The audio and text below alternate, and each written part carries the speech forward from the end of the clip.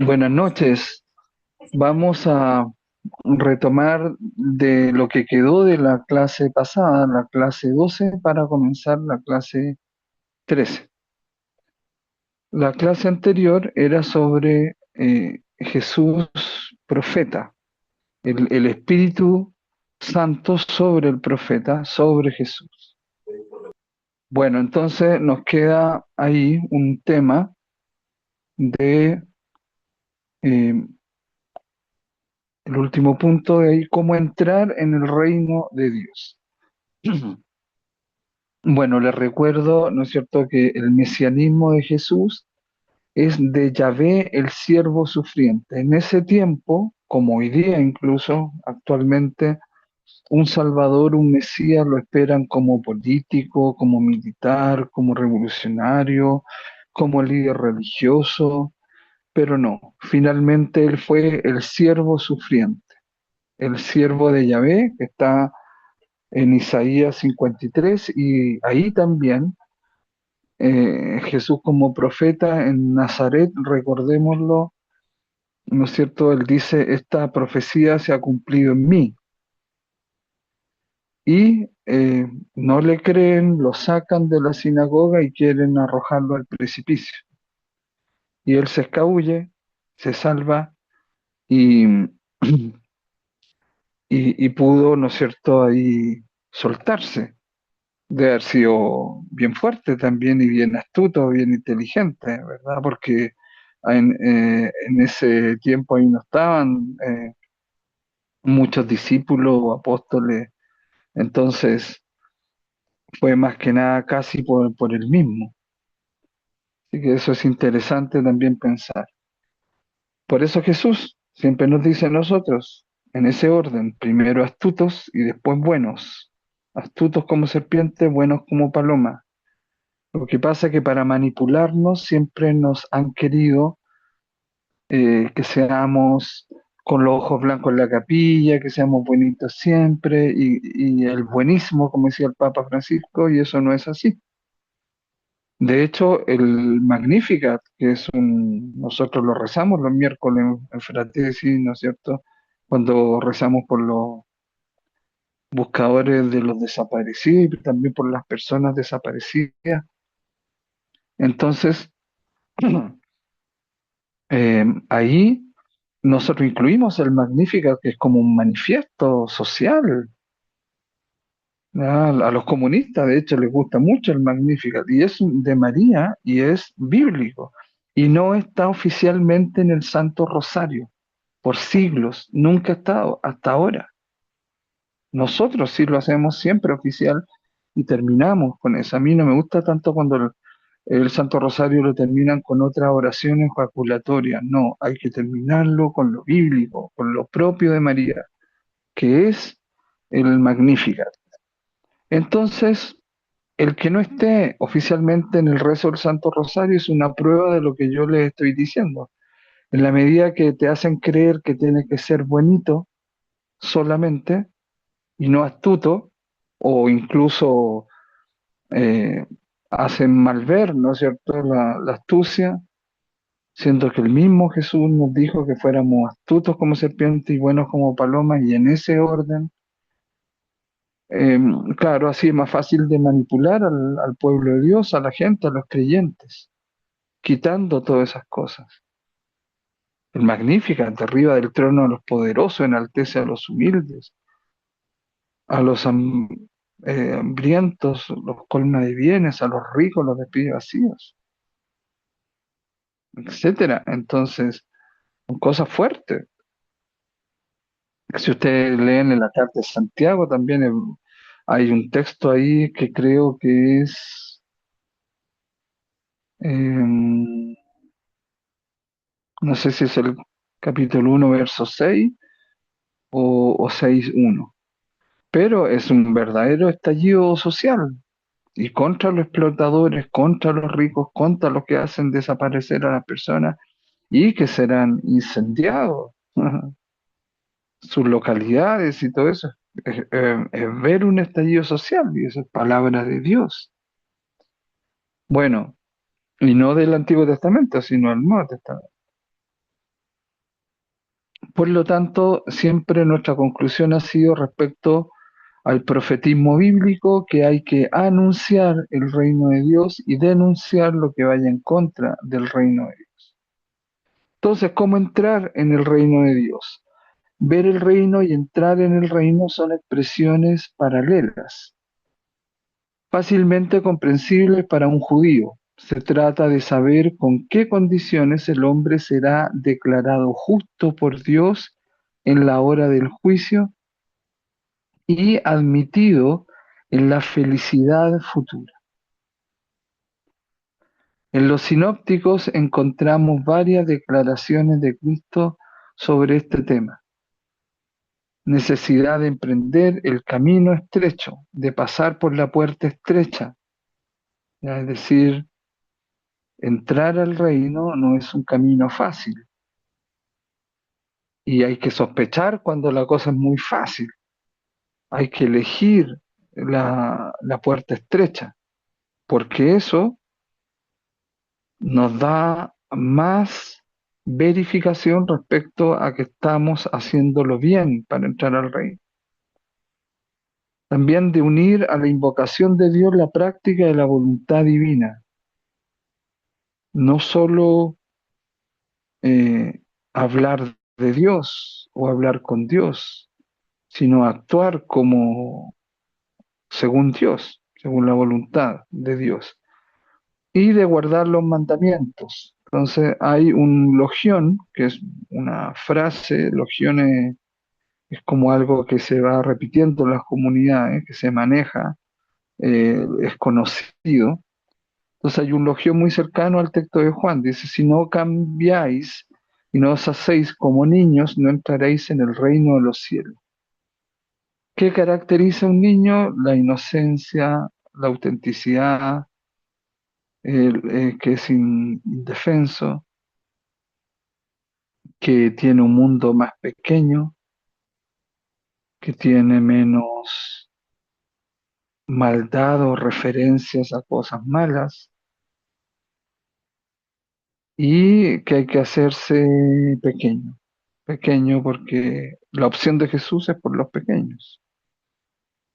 En Fratesi algunos decían, ¿por qué no vamos a ver a ancianos, a niños? ¿Por qué vamos siempre a las personas en situación de calle? Porque las personas en situación de calle es un lugar soteriológico para nosotros, soteriológico, es decir, de salvación, porque ahí están los 6 casos que pone Jesús para ser salvos en el juicio final, para aprobar el juicio final.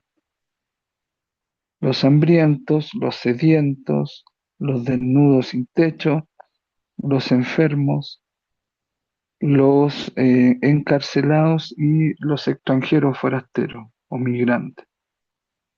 Claro, porque si Dios es de amor gratuito, de gratuidad y se da gratuitamente, para que uno verifique que está siguiendo todo esto y que puede entrar al reino, tiene que comportarse según el mismo Jesús lo ha dicho. Y es lo que nos va a interrogar a todos, creyentes y no creyentes. Es decir, tenemos que responder por lo humano principalmente. ¿Y por qué? Porque esa persona a uno no le pueden retribuir, entonces tenemos que ser gratis. Tú puedes ir a un ancianato y pueden terminar hasta dejándote una herencia o dándote cosas o no sé. Un orfanato es más, tiene que ver más, ¿no es cierto? También con un ancianato también, pero yo digo con el tema del juicio final.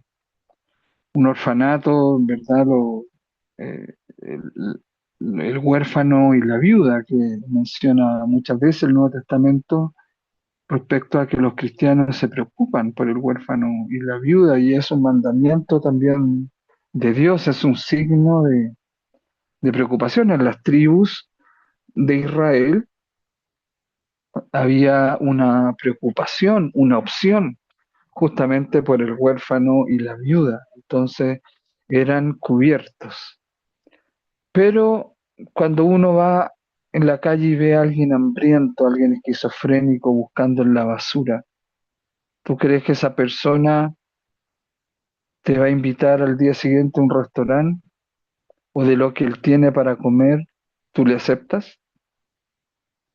¿Comes del tarro de la basura con él? ¿Mm? El sediento, lo mismo. El sediento, muerto de sed, desesperado bebiendo, cualquier cosa para beber. El agua tiene oxígeno, le falta oxígeno en la sangre. Te va a invitar después a beber tranquilo en su casa, en su entorno. El que está en la cárcel te puede devolver la visita. El que está enfermo, moribundo, terminal, te puede invitar a salir, a correr, a disfrutar la vida. El que es migrante o extranjero o exiliado te puede invitar a su país. ¿Mm? El, el,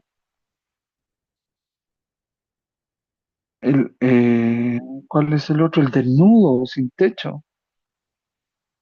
Te puede invitar a su hogar, a su casa, a quedarte ahí, a darte techo, a darte ropa, a vestirte. No, entonces todo eso lo encontramos en las personas en situación de calle. Los 6 casos que aparecen en el juicio final. Como les digo, en un ancianato te pueden hasta... Ahí puede ir gente que termina finalmente con la conveniencia de que si, con la a ver, con la conveniencia de que si la persona te puede heredar algo, el anciano o anciana te puede dar algo, hay personas que pueden terminar yendo ahí por conveniencia. En los niños no, por los orfanatos no, ahí es distinto. Los enfermos de cáncer también hay que prepararse para ir ya, porque yo en Chile tenía, me acuerdo de una compañera que duró meses impactada cuando fue a ver a los niños con cáncer, nos acompañó y eso fue un error mío que ella no fue a la formación y yo le permití igual que fuera, porque era una persona con su cultura y todo, ¿no? Pero eso no tiene que ver, es un asunto psicológico, el temple espiritual que tenga la persona. Entonces, entrar al reino, entrar hay que entrar por la puerta estrecha, ¿verdad? Y Jesús es bien astuto. Esos 6 casos que ponen en el juicio final, si ustedes se fijan, son casos que todos esos casos no te pueden retribuir, tú no puedes esperar que te retribuyan. No hay una posibilidad de retribución en esos 6 casos. Entonces tú verificas y compruebas que practican la gratuidad como Dios la practica con nosotros. Entonces por eso nosotros tenemos que practicarlo con ellos, no solo porque son pobres, abandonados, de los más pequeños, en sentido social, en sentido psicológico, emocional o lo económico, como quiera, sino que eh, lo son porque son objeto de gratuidad de parte nuestra, porque no nos pueden retribuir. Bueno, espero que me haga entender. Bueno, estas diversas sentencias apelan a la decisión del hombre que se compromete por el camino de la conversión. Aquí se trata de una partida más radical todavía, un nacimiento, ¿no es cierto? El renacer del espíritu, que ese fue nuestro último tema también de las últimas clases. A diferencia del que toma en las manos su vida para convertirse, el niño que nace recibe la vida sin tomar en ello parte alguna. Este nacimiento viene de arriba, anocén.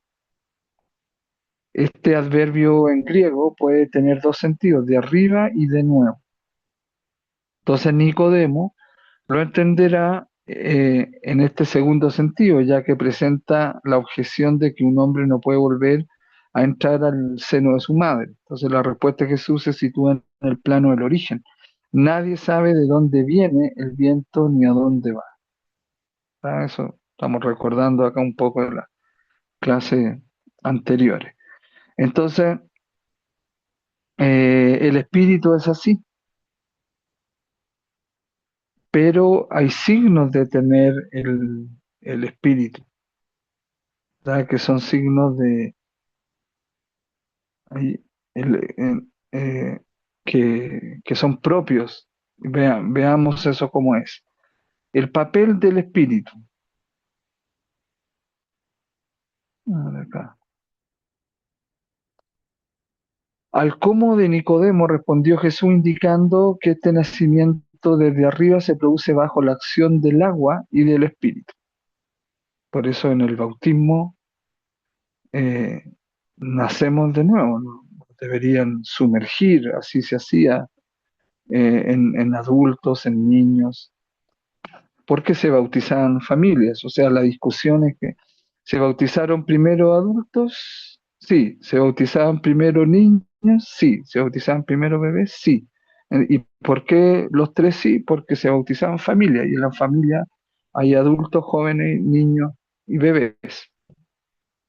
Bueno, como luego se habla tan solo del espíritu, algunos comentaristas se han preguntado si no habría sido introducida el agua en la última etapa de la redacción joánica para aplicar la declaración de Jesús al bautismo cristiano, en Tito 3:5. Sin embargo, la evocación del agua está bien situada en esta parte del Evangelio en la que tiene tanta importancia la relación entre Juan Bautista y Jesús.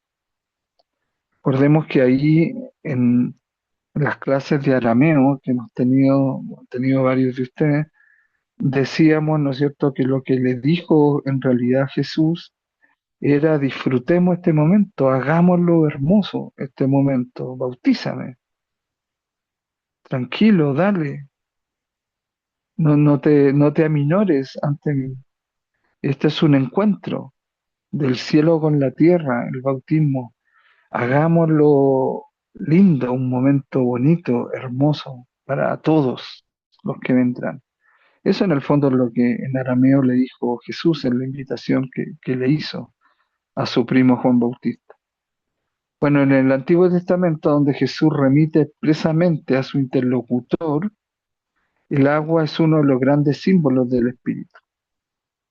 Entonces, además de Isaías 44:3 y de Joel 3:5, el texto más expresivo se lee en Ezequiel. Después de la ablución de agua pura, Dios anuncia el don de su Espíritu en el corazón del hombre.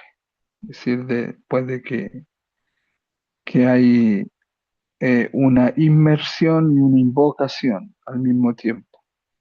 Es decir, es un rito. Bueno, sobre todo en este contexto de nuevo nacimiento, ¿cómo no evocar al espíritu que planea sobre las aguas primordiales para que brote de ella en la vida? En Génesis 1 está ya mencionado, la vida es del espíritu, el aliento, el aliento. Cuando vemos acá en casa que un pajarito recién nacido o nacido hace poco está ahí, ¿qué hacemos? Lo colocamos en nuestras manos y le damos aliento, ¿verdad? Calor y también le estamos dando vida, le estamos infundiendo energía espiritual de nosotros para que viva y para que no muera. Entonces, instintivamente hacemos eso. Bueno, La novedad de la intervención del espíritu está marcada por el contraste entre la carne y el espíritu. A diferencia de los textos de Pablo, no se trata aquí del combate entre la carne y el espíritu. Claro, porque ahí Pablo expone, ¿no es cierto?, los frutos de la carne, los frutos del espíritu, y en realidad más que nada los contrapone. En cambio, Juan, que es teólogo, el cuarto evangelio, y que es posterior a la carta de San Pablo, el espíritu tiene la función esencial de conducir hacia la verdad. Véanse los textos sobre el Paráclito, esto ya lo vamos a ver la siguiente tema. La carne, por el contrario, representa al hombre natural, incapaz de juzgar, a no ser con sus propios criterios y consiguientemente cerrado a la revelación divina.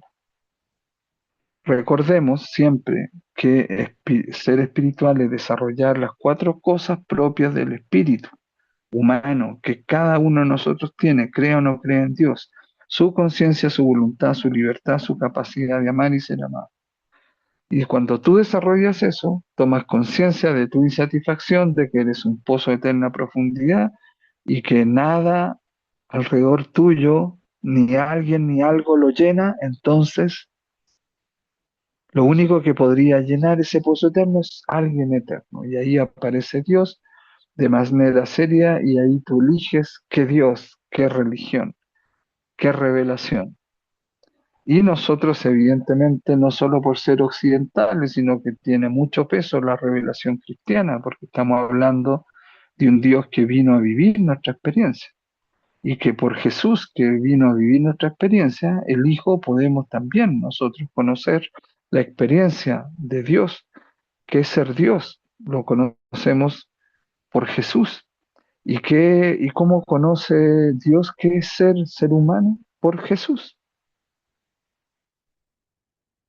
Bueno, para llegar a ser hijo de Dios hay que renunciar, por tanto, a las aparentes certezas de la carne y abrirse a la voz del Espíritu, que viene, no sabemos de dónde, de arriba, pero que renueva, que es algo nuevo, que sopla izquierda, derecha, adelante, atrás, no sabemos, nos envuelve, está, pasa, vuelve, es libre, es propio del Espíritu la libertad.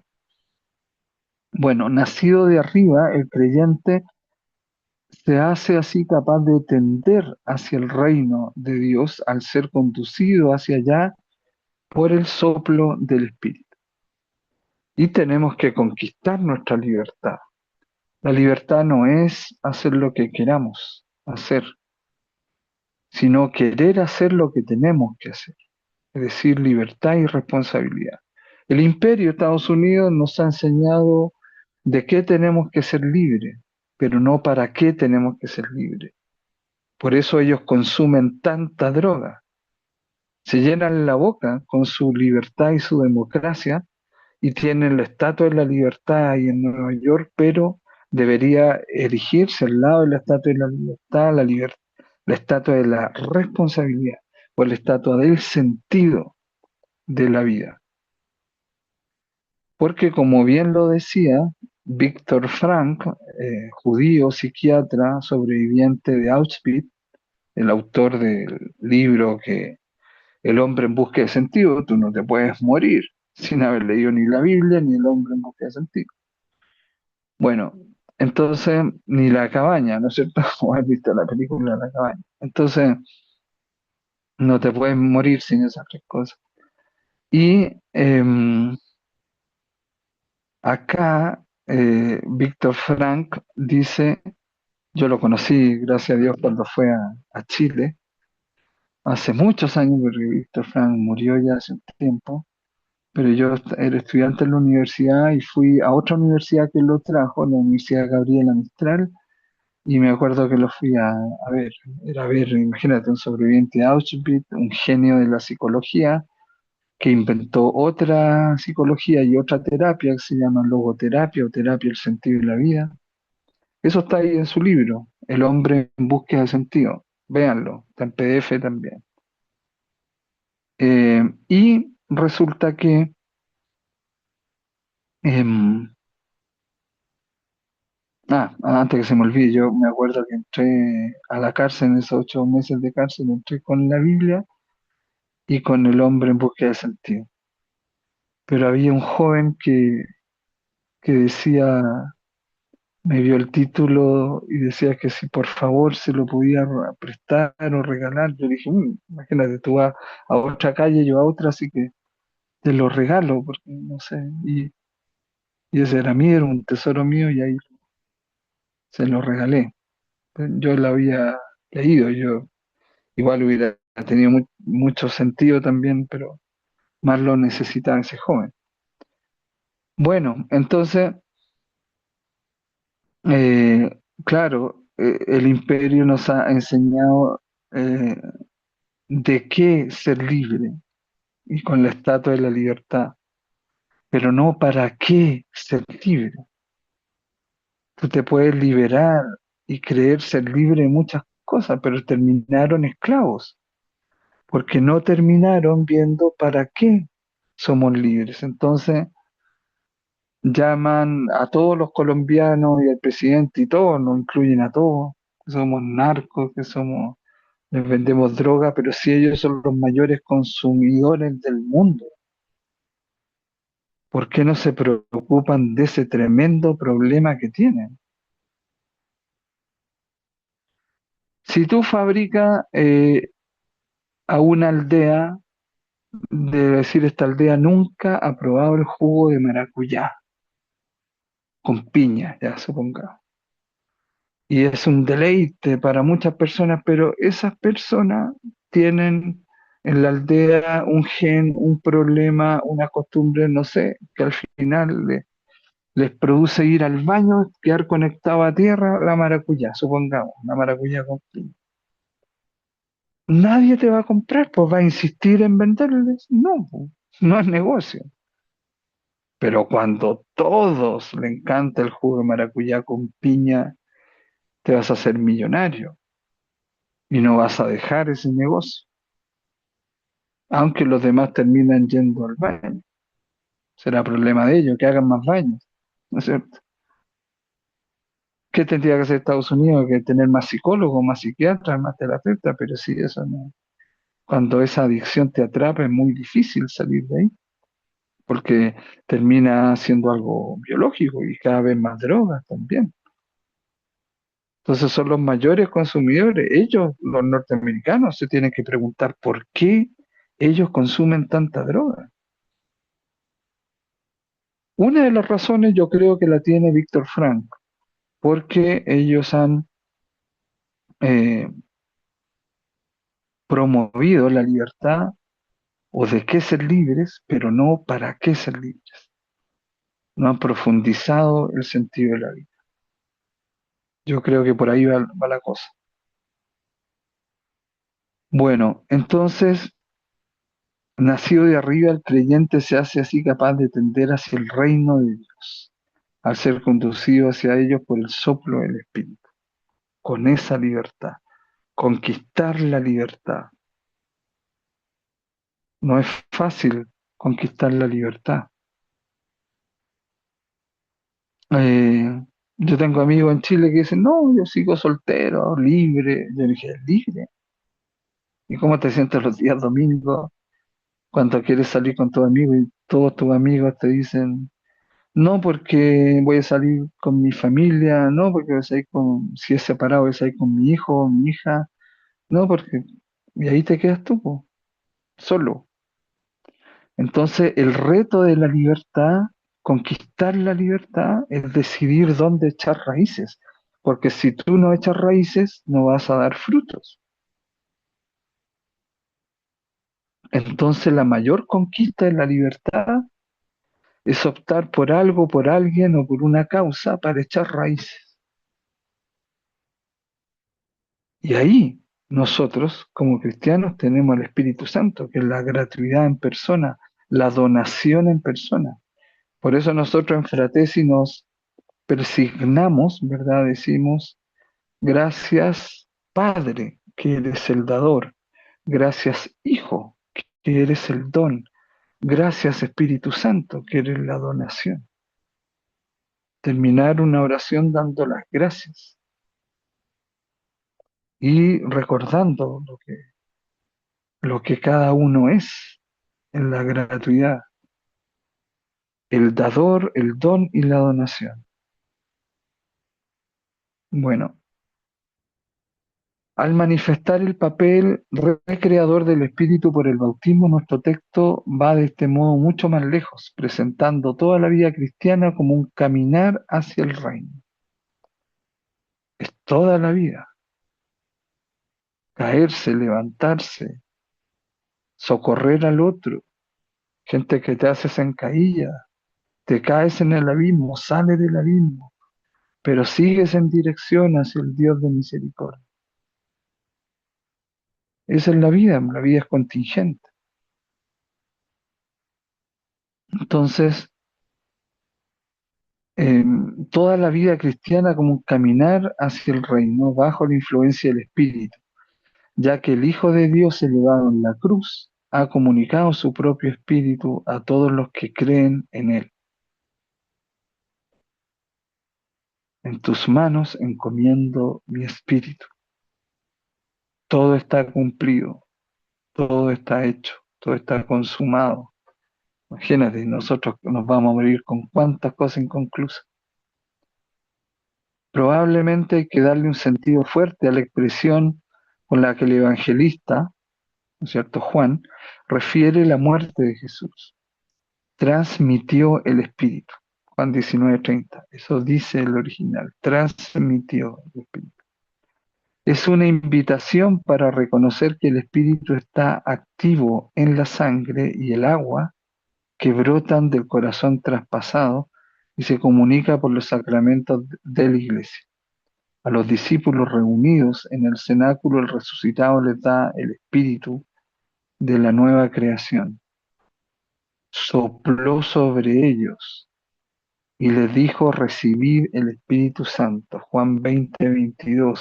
Eso es, ese es el Pentecostés en Juan.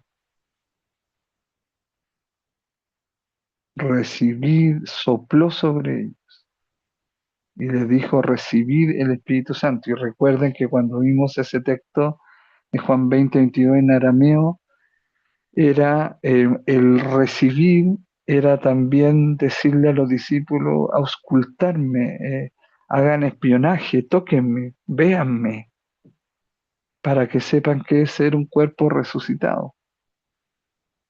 Después y les hace recibir el Espíritu Santo. El Espíritu Santo les hace ver y tocar, palpar esa realidad de la resurrección, del resucitado en concreto. Es decir, lo espiritual es algo concreto, no es algo etéreo. Ojo con eso, es concreto. Esas cuatro cosas que forman el espíritu humano son concretas, sin las cuales no podríamos estar en esta clase. Entonces sopló sobre ellos y les dijo: recibid el Espíritu Santo, haciendo de ellos el punto de partida de la humanidad rescatada. Claro, porque el Espíritu Santo es la relación en persona.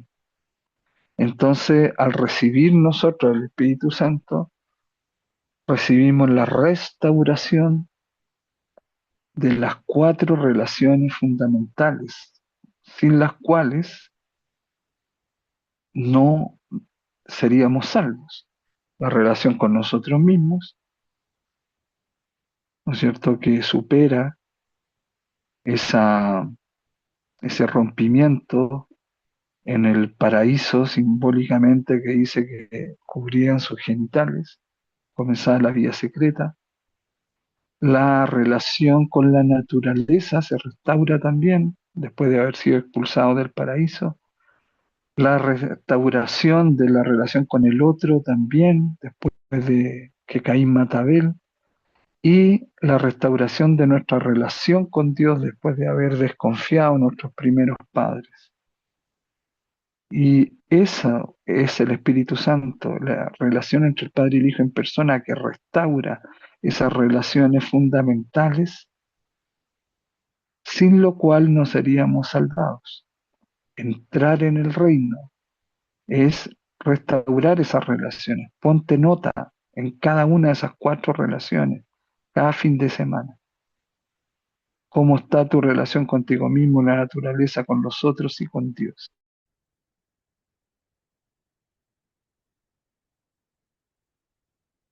Nuestra 13ª clase o tema son las promesas del Paráclito. Acá voy a corregir porque hay una doble P. Ahí, ok. Bien, entonces vamos a comenzar con el texto de Juan, que tiene que ver principalmente con, con capítulos, el 14 y el 16. Así que este tema va a ser un poco más largo, pero muy importante porque siempre nos han hablado del Paráclito o lo hemos escuchado en los cultos, en las misas, en las reflexiones bíblicas, en cursos, etcétera, pero siempre lo que más nos queda, que es el defensor, el abogado, son como los sinónimos que más se nos vienen a la mente cuando escuchamos esto del Paráclito. Entonces vamos a profundizar más en este tema y va a ser también un gran aporte para nosotros. Bueno, dice, le pediré al Padre y Él os dará otro Paráclito. Fíjense, dice otro, para que esté con vosotros para siempre. Eso ya, ¿no es cierto?, nos lleva a preguntarnos por qué dice otro. Bueno, el Espíritu de la verdad, que el mundo no puede recibir porque no lo percibe ni lo reconoce, pero vosotros sí lo reconocéis, porque mora a vuestro lado y Él estará en vosotros. ¿Y qué es la verdad? ¿No es cierto? La pregunta, ¿Quis veritas est? Le preguntó en latín Poncio Pilato a Jesús, y tenía la verdad delante de él, porque para nosotros, los cristianos, la verdad es una persona, es la relación con esa persona, con Jesús. Cuando la Biblia dice, el Nuevo Testamento o el Evangelio dice, la verdad os hará libres, no se refiere a decir la verdad precisamente, sino a Jesús, porque Jesús dijo, yo soy la verdad, el camino y la vida. Por ejemplo, tú tienes que mentir cuando te dicen en el tiempo de los nazis, ¿no es cierto? La película Bastardo sin Gloria lo muestra muy bien, cuando le dice, es verdad que tienes judíos escondidos en tu casa, sabiendo que los iban a matar a todos, y los judíos en ese tiempo se escondían como ratas debajo del piso de las casas, sobre todo en las campiñas y en los lugares, en las fincas en Francia, todo eso. Entonces, em, ¿qué vas a decir tú? La verdad. Sí, para no mentir y porque la verdad os hará libres y porque es pecado mentir, entonces yo le voy a decir al oficial nazi que están todos estos judíos abajo. No, a veces tú tienes que mentir, en ese caso, para proteger la verdad. Entonces el espíritu de la verdad es Jesús. Todo lo que sea referente, conforme y según Jesús es la verdad. Tú puedes en la vida verificar cosas. Ya se dijo esto, lo verificamos. Ok, por ejemplo, está la experiencia, lo empírico, la ex- eh, que es en el laboratorio, la experimentación, donde se verifican teorías, hipótesis, y de ahí surge la tecnología. Entonces uno dice, ah, era verdad, esa teoría era verdadera. Lo que dijo Albert Einstein era verdad, porque se comprobó de aquí o de esta manera. Entonces,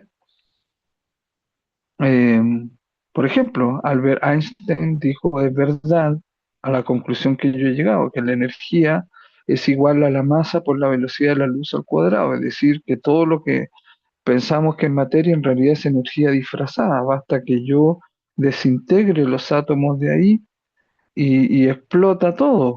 El átomo más fácil de hacerle eso es el uranio y el plutonio, el más difícil de hacerle eso es el plomo, por eso todo lo radiactivo se guarda en tambores de plomo, etcétera, en contenedores de plomo, pero eh, se puede desintegrar esa materia y convertirla en energía y todo lo que está alrededor se convierte en energía, por lo tanto esa materia se esfuma, ¿verdad? No se puede viajar a la velocidad de la luz porque terminamos siendo luz y no materia, pero ¿cómo nos materializaríamos en otro lado? Ya, eso es, por eso se está experimentando con la teletransportación. Oye, ando como el presidente estamos hablando de un tema y se pueden enseñar otras cosas de otras cosas. Bueno, pero igual es interesante, ¿no es cierto?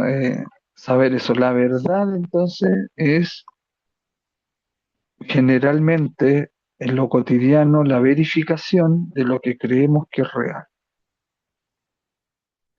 Yo le he contado a ustedes muchas veces en una situación que sufrió un amigo chileno cuando se separó, le sacaron todas las cosas a la calle, él estaba en Estados Unidos, yo lo llamé, yo le dije, mira, tal persona, tu esposa o ex esposa te sacó todas tus cosas a la calle, te lo va a llevar un camión de basura, ¿o qué hago? No, porfa, yo te mando plata, contrata un camión, anda a buscar las cosas, dile que las mantenga ahí, que tú las vas a ir a buscar, listo. Y yo la guardé en el cuarto útil. Cuando llegó a Estados Unidos y vio sus maletas, sus cosas en el cuarto útil de mi casa, se puso a llorar. Verificó que había sido echado, rechazado, ¿verdad? Por su esposa o ex esposa. Entonces ahí lloró. Ahí fue realidad para él porque lo verificó. Sabía la verdad, ¿no es cierto? Pero pasó a ser realidad cuando verificó esa verdad. Eso que creía él que era realidad, pero ya no era una creencia, era realidad. Verificó esa verdad que sabía. La verificación del sentido de la vida, de que todo esto que está tiene un sentido, es Jesús. Porque nos dice Colosenses 1:15 al 20, fue hecho por Él, en Él y para Él. Todo se mantiene en Él, tiene sentido en Él, se sustenta en Él. Entonces Jesús, en la verificación de quién, de qué es Dios, de quién es Dios. Y Dios verifica en Jesús, en su propio Hijo, qué es el hombre, quién es el hombre, qué es ser humano. Entonces, Jesús es la verdad, porque por Jesús Dios nos verifica y nosotros verificamos a Dios. Siempre el asunto, se fijan, está en una relación, en un encuentro. Por lo tanto, siempre la verdad, y eso es la conclusión que han llegado después de los filósofos griegos hasta los filósofos contemporáneos, que la verdad es una relación.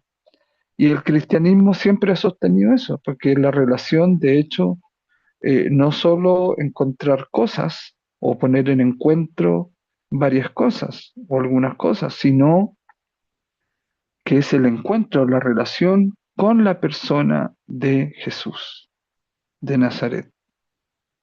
Y por eso Él es la verdad. Entonces la verdad nos hará libres en la medida que nos relacionamos con Jesús, porque Él es la verdad. Entonces no se trata siempre de decir la verdad. Entonces, ¿hay que mentir? No, pero a veces tienen que hacerlo. ¿O ustedes creen que no mintieron los discípulos y los apóstoles para que Jesús estuviera en el cenáculo tranquilo haciendo la última cena? En Betania, como por supuesto que fue así. O para que no lo atraparan tan pronto. Siempre querían atraparlo, hacerlo caer, hasta que finalmente lo juzgan de madrugada, lo condenan, lo ejecutan. Bueno, entonces, en el caso de que yo les pongo ahí, hay que mentir para proteger la verdad. ¿Y cuál es la verdad? El derecho a vivir de esos judíos que estaban ahí escondidos. Déjenme ver si encuentro las escenas de la película que yo les digo y que la actuación es genial. Eh, escenas bastardo sin gloria se llama. Eh, Brad Pitt está ahí. Acá parece que es. A ver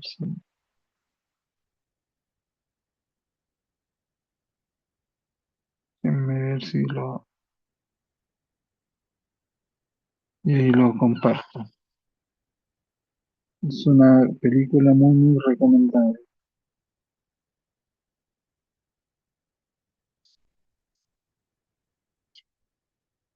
Ah, no, pero es la. No, no es la. Encontré otra escena. A ver, escena de la casa que escondía el día. Bastardo sin gloria.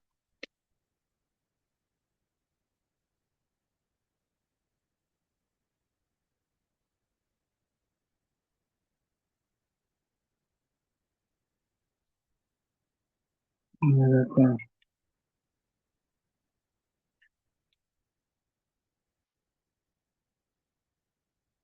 No sé si estará en español.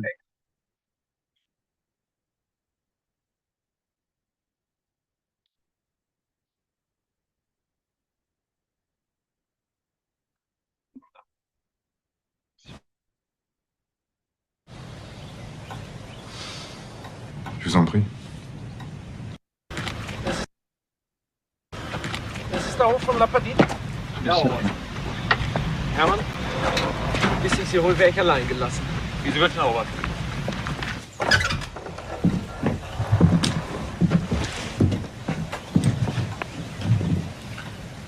Colonel Landa, voici ma famille.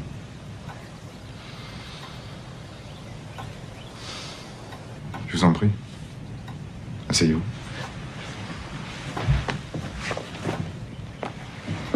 Suzanne, tu veux bien aller chercher du vin pour le colonel?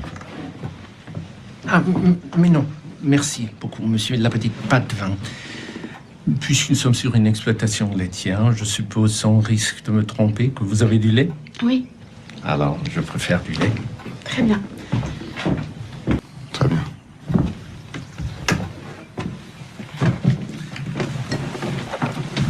Monsieur Lappetite, vu ce dont nous avons à discuter, il serait préférable de discuter en privé. Charlotte, tu veux bien emmener tes sœurs dehors? Le colonel et moi, on a 2-3 mots à se dire.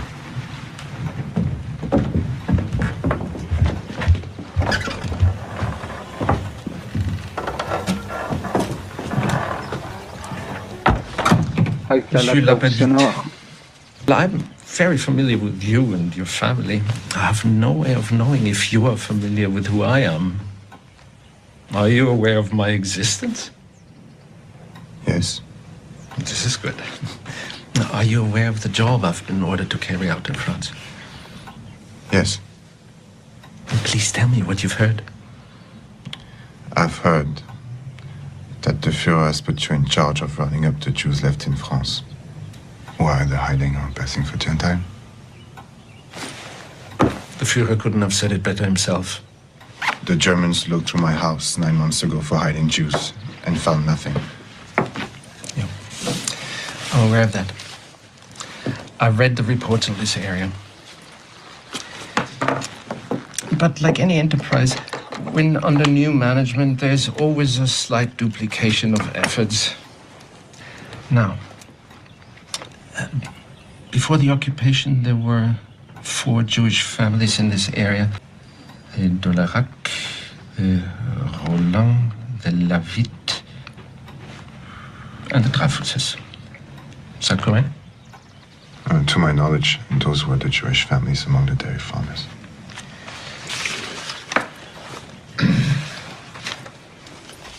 There were 5 of them. The father, Jacob, wife, Miriam, and her brother, Bob. Well, I guess that should do it.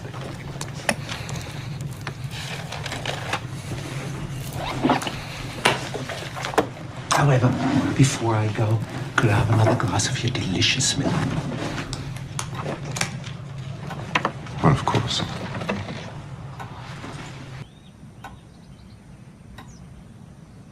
You're sheltering enemies of the state, are you not? Yes. You're sheltering them underneath your floorboards, aren't you? Yes. Point out to me the areas where they're hiding.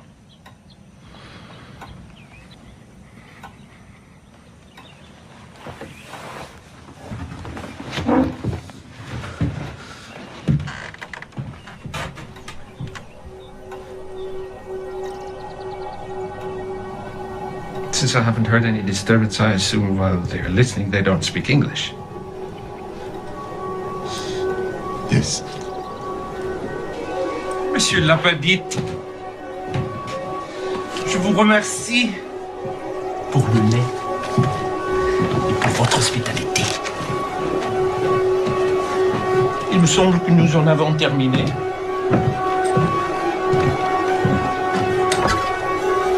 Ah, mesdames, je vous remercie pour le temps que vous m'avez consacré. Nous n'ennuierons pas votre famille plus longtemps.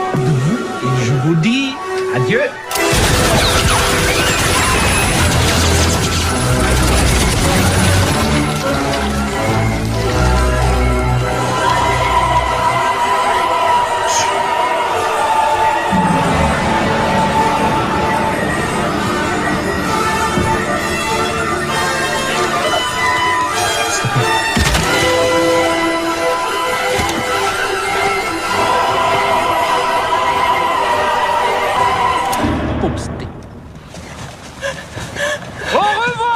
Shoshana!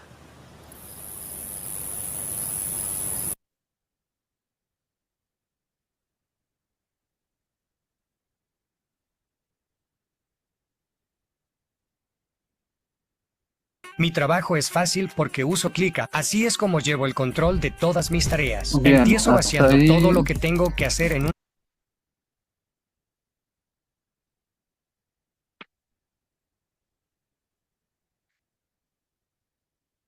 Bien, ahí está la prueba, ¿no es cierto? Que yo les decía, no sé si ustedes han visto esa película,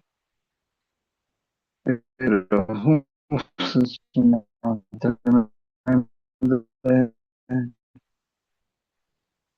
de Tarantino, ¿verdad? Un excelente. em, mm, dense el tiempo y la pueden buscar. Bueno, entonces la verdad es Jesús, el espíritu de la verdad es Jesús. Por eso que a veces, como mostraba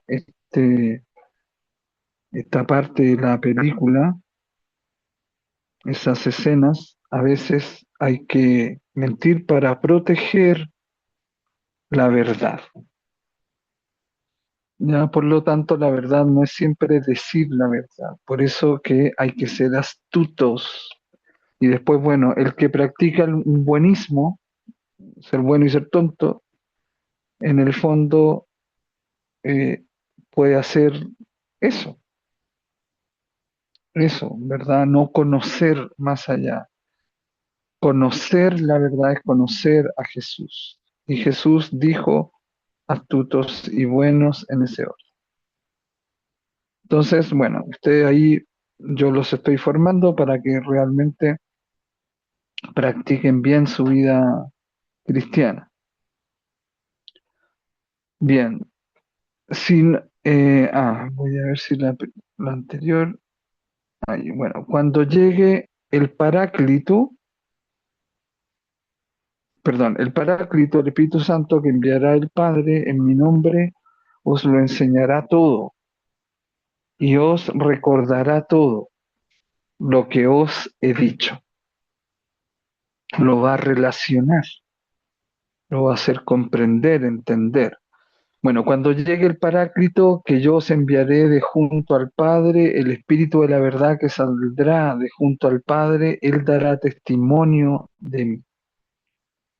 Pero también vosotros daréis testimonio, porque estáis conmigo desde el principio. ¿Se fijan? Es una relación con Jesús, el Espíritu de la verdad. Y dar testimonio es asimilarse a Jesús. Evidentemente Jesús no mintió, pero fue astuto. Puede ser tan astuto que no va a ser necesario mentir. Y la astucia no tiene que ver con la maldad, sino con saber que el reino de Jesús no es de este mundo, él mismo lo decía, pero que como profetas, en nuestra dimensión profeta, debemos construir el reino desde ya. Y eso va a implicar que vamos a sufrir persecución por la verdad, por sacar el velo a la injusticia y desvelar aquello que no tiene que ver con el reino. Entonces, así damos testimonio desde el principio. Nos hacemos testigos del resucitado. No todo termina aquí. La muerte no tiene la última palabra. Lo que es verdad es lo resucitado. El resucitado. Y nuestra relación con Él tiene que ver con el espíritu de la verdad.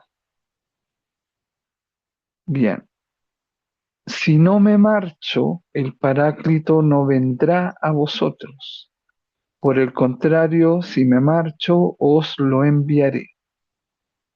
Claro, tiene que estar Jesús con el Padre para enviar al Espíritu, porque el Espíritu, el Paráclito, es la relación en persona de la relación del Padre con el Hijo y del Hijo con el Padre, que se entregan en un 100% de su intimidad sin perder identidad.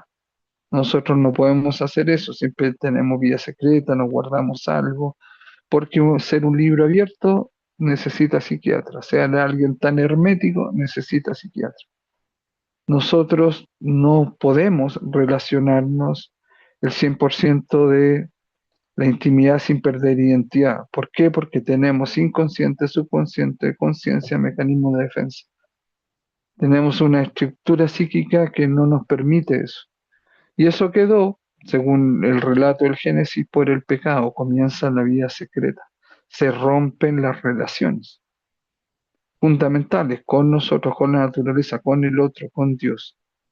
Por lo tanto, el Paráclito, el Espíritu de la verdad, nos hace dar testimonio de esas relaciones, que es posible vivir en relación. Y Jesús tiene que volver al Padre para que ellos dos manden a la relación en persona. Por eso él se tiene que marchar. Entonces ahí desvelamos ese misterio y lo entendemos. ¿Por qué él tiene que irse para enviar el Espíritu? Porque el Espíritu depende o es parte o es en sí mismo, mejor dicho, o en persona la relación que tiene el Hijo con el Padre y el Padre con el Hijo, que es una relación perfecta, total, plena, eterna. Y esa relación en persona se llama Espíritu Santo, o Paráclito, o Espíritu de la Verdad, o la Ruaj. ¿Se acuerdan que está en, es un sustantivo femenino, la Ruaj? Bueno, y él por su venida confundirá al mundo en materia de pecado, de justicia y de juicio. Claro, porque todo lo que rompe las relaciones en materia de pecado. Matar a alguien rompe unas relaciones para siempre prácticamente, no solo con la persona o entre la víctima y victimario, sino con sus familias y su descendencia. Por eso en Colombia ustedes lo saben muy bien, el tema de la retaliación, del heredar venganzas.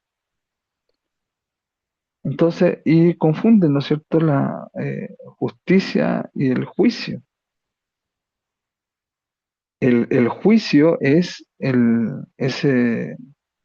esa consecuencia de haber roto las relaciones.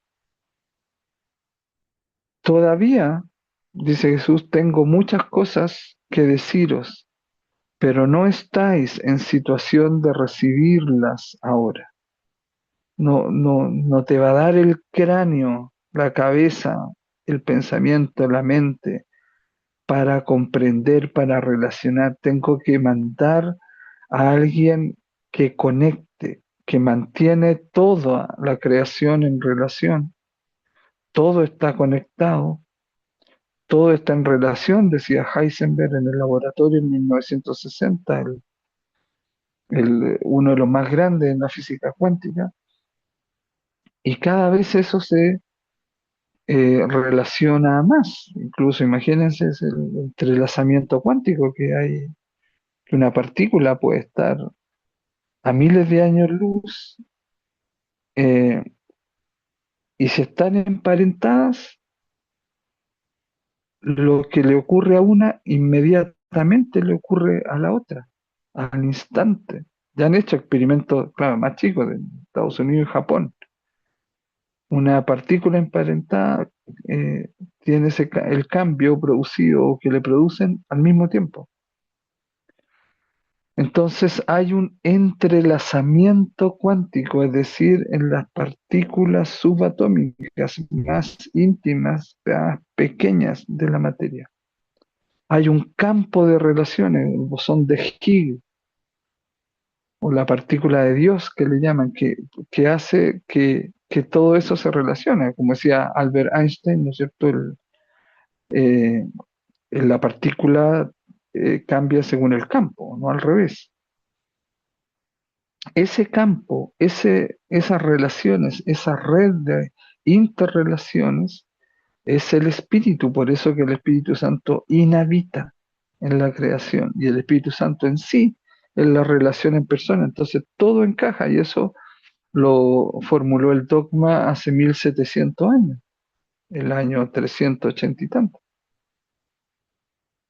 Imagínense.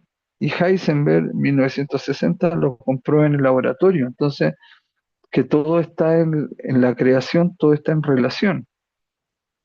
Por lo tanto, el que creó no existe sin la relación y Dios es triunidad, o sea, coincide todo, está perfecto todo, encaja todo. No creer es absurdo, pero lo malo es que no le permiten a uno enseñar todo esto. Este curso debe estar lleno y no se permite, bueno, a lo mejor debiera yo tener también un asunto en las redes, pero no hay muchos que me ayuden en eso. Entonces, para expandir todo esto, y la gente diga, esto tiene sentido, yo me voy a enganchar en esto, yo voy a conocer más a Dios, esto me da sentido, es un punto de inflexión para mi conocimiento, mi vida, le da sentido, yo quiero profundizar esto. Entonces, no, por eso que el profeta Oseas, como buen profeta, condena a los sacerdotes que no dan ese conocimiento profundo al pueblo de Dios.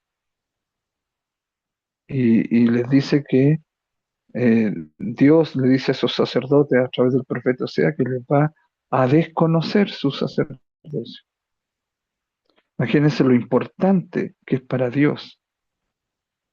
Pero claro, engañan a la gente, porque dan la famosa lección divina con textos que no son originales, que son seleccionados a conveniencia, les dan taller bíblicos, cursos bíblicos, pero que al final también hay algo que está ahí trastocado por la religión.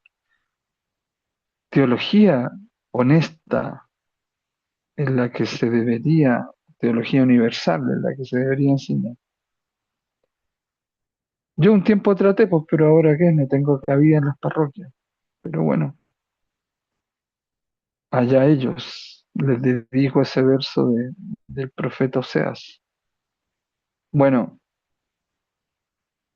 entonces cuando llegue Él, el Espíritu de la verdad, os introducirá en la verdad entera, porque no dirá nada de sí mismo, sino que dirá todo lo que escuché y os manifestará las cosas venideras.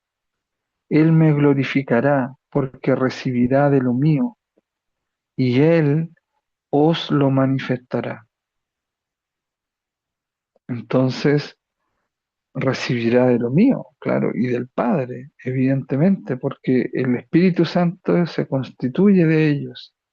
Todo, por eso también dice el que pecare contra el Espíritu Santo no será perdonado en el cielo ni en la tierra, porque es pecar contra la creación, contra la relación, contra el Dios que no existe sin la relación, es pecar contra el sentido, es querer separar, destruir, eliminar lo que mantiene todo con sentido. Bueno, entonces todo lo que tiene el Padre es mío. Por eso os he dicho, recibe de lo mío y os lo manifestará. Una palabra tan manipulada actualmente de manifestar y que todo eso, que no tiene que ver con esto que es mucho más profundo, más fino, más elegante, más de Dios. Recibe de lo mío y os lo manifestará. Entonces, todo lo que tiene el Padre, el Papito, es de ellos, porque el Espíritu Santo se ha manifestado, el Hijo se ha encarnado, pero el Papito se mantiene en el misterio para recibirnos. Es algo grande que nos puede hasta asustar, pero podemos abrir los brazos para recibirlo. Por eso puse esa diapositiva de fondo. Bueno, entonces en el cuarto evangelio, los textos relativos al Espíritu Santo, en Juan, se reparten en dos grupos. La primera es la serie que está formada por el anuncio del don del Espíritu. O sea, Jesús anuncia que va a enviar el Espíritu. Y está en relación con el bautismo o bajo el símbolo del agua, que es muy importante, el símbolo del agua en Juan o el cuarto evangelio. Y ahí, bueno, ustedes tienen los versículos, por ejemplo, y una referencia también a cuadernos bíblicos. Con el discurso de despedida del capítulo 13, del 31 al 16, comienza una segunda serie donde el Espíritu recibe el título de Paráclito. Entonces, en la primera serie, se anuncia que se va a enviar el Espíritu y también el bautismo, o por medio del agua. Y en la segunda parte o serie, ahí se anuncia con un título, que es Paráclito. Entonces, desde el punto de vista literario, este discurso se relaciona con un género muy conocido en el judaísmo y en el cristianismo primitivo, el de los testamentos. ¿Ya? Es como, se os dijo y ahora os digo. Se os dijo Antiguo Testamento o Veterotestamentario y eh, Neotestamentario o Nuevo Testamento, ¿no es cierto? Ahora os digo. Hay esa dinámica, ese feedback, ¿verdad? Esa retroalimentación. Bueno, cuando está a punto de morir un patriarca o un jefe espiritual, convoca a los suyos para darle sus últimas recomendaciones, manifestarles el porvenir y muchas veces para designar a su sucesor, como hizo Moisés con respecto a Josué, aunque no se supo cómo murió Moisés, ni dónde está su cuerpo, pero se sabe que murió y Yahvé le dijo a Josué, su discípulo directo, que